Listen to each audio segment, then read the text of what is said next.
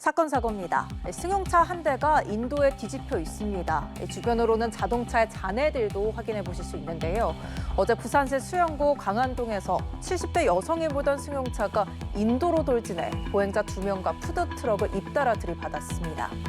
이 사고로 70대 여성 보행자 1명이 숨지고 또 다른 50대 여성 보행자는 중상을 입고 병원에서 치료를 받고 있습니다.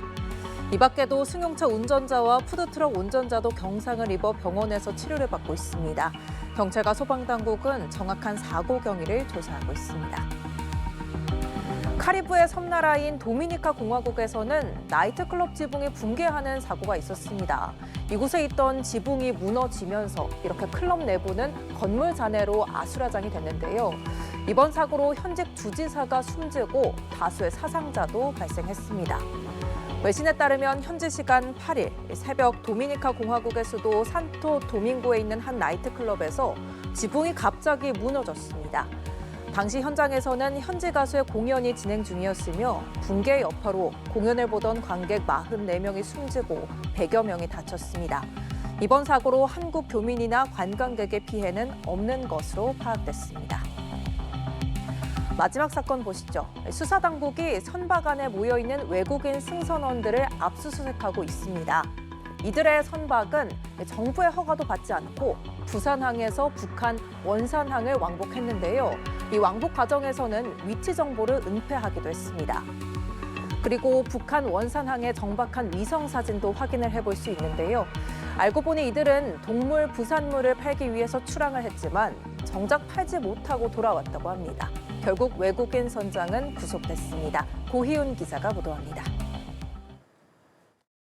선박 안에 외국인 여럿이 모여 있습니다. 우리나라 수사당국이 압수수색 상황을 설명합니다. 이것도 증거로 압수하겠습니다. 2월 18일 날 북한 원산항에서 수리부품 요청서 압수하겠습니다. 압수수색을 당하고 있는 선박은 1,500톤급 화물선 A호.